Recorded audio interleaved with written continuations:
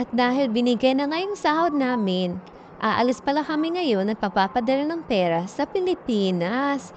Yes, nagpapadala kami buwan-buwan kasi kawawa naman yung naiiwan sa Pilipinas dahil na't mahal na mahal na yung mga bilihin ngayon tulad ng bigas at iba pa. So bago ako umalis, ito pala yung susuotin kong sapatos or doll shoes. Ito is galing pa sa amo ko, Gucci yan, branded, o 'di ba? Magkaka-branded ka lang, bigay pa ng amo mo. So ito pala yung suot ko mga beshi. Yan.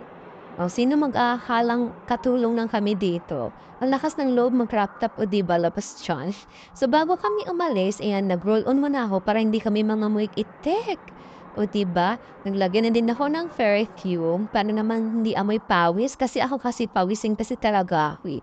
Yung bang kakalabas mo pa lang ng gate pero yung pawis mo parang isang tabo na. What? Naglalagay na din ako ng sunblock. Kasi dito, kahit alas 7 na ng gabi, tirik na tirik pa rin yung araw. So, kailangan talaga ng protection sa balat, lalo na sa mukha.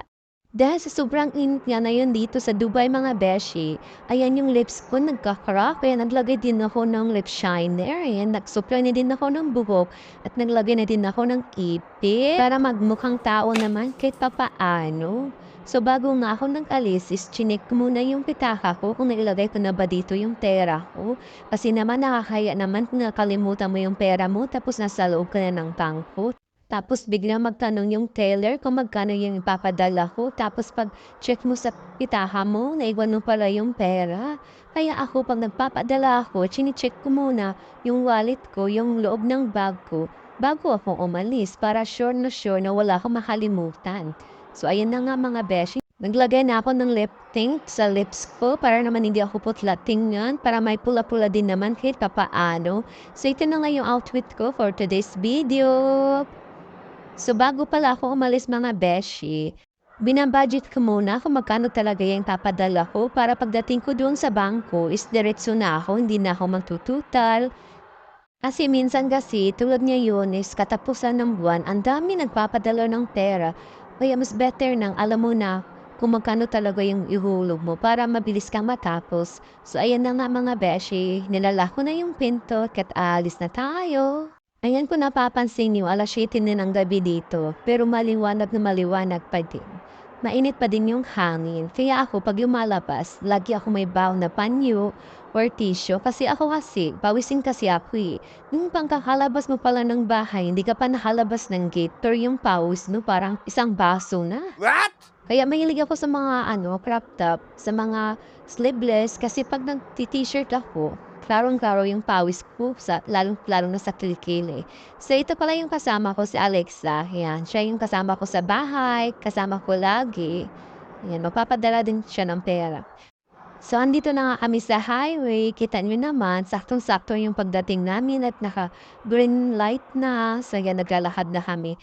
Maganda magpadala ngayon mga beshi kasi mataas yung palitan. Yan, kahit pa paano, malaking tulong na din.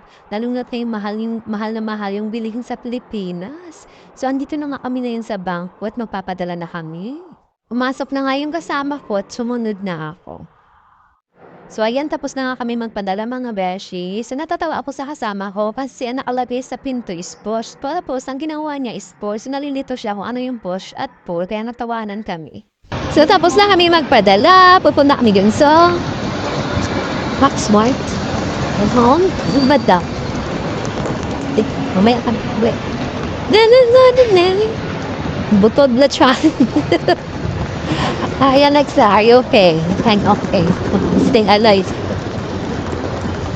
I'm still alive! Okay, pag-excuse pa, Doy. We're going to New York again. We're going to run. Outside the world. Do you see the building? I think I give it. The outside world. Hawak kamay. Higit na. Brogoy na sa'yo pag nanapagatawa mo din ba? Alam niyo ba nangyari sa akin? Kasi ito yung outfit namin, labas pusod. Kasama ko. Tapos nagmamadali kaming lumabas ng gate. Kasi para hindi kami mabutan ng amo naming lalaki. Tapos, maglabas namin ng gate, wala siya. Hindi, pumasok kami doon sa... Hindi, naglalakad pa kami doon. Doon sa kabilang bahay, nandun siya. May kausap, nakita niya kami. So, ito yung toothpaste.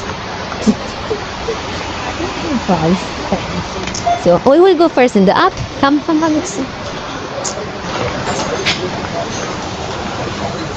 Punta kami sa taas. Yan, madaming mga benta din. Hello, ka. Hi. Did you see my body? I want this kind of bag. Ay, cute, baby. Oh my God. Mirror, ipakita sa akin kung sino ang maganda at sexy. Charis! Kung kayo naman ay nagbabalak umuwi sa Pilipinas, naghahanap ng pasalubong, pumunta kayo dito sa Maxmart. Ito, kompleto sila. Merong mga laruan para sa mga bata, mga sapatos, sandals, mga damit, at iba pa. Kompletong-kompleto to, tsaka murang-mura. Yan, kayang-kaya sa budget. Dito nga ako nagbibili ng mga damit ko, like mga crop top. Tingnan nyo naman. Ito yung crop top na suot ko ngayon, letter R. Ganito din yung kulay, look. Look at my outfit. Yo, letter R for Rolling. Charis. Dito talaga, kayang-kaya yung budget kasi ang price dito is 1 to 10 dirhams. So, tingnan nyo naman, lahat ng klase ng crop top dito is worth of 10 dirhams. So, kung bibili ka sa mall, dito ka na lang. Kasi yung 100 mo, ayan, madami na mabibili dito. So, ito ngayon napili ko.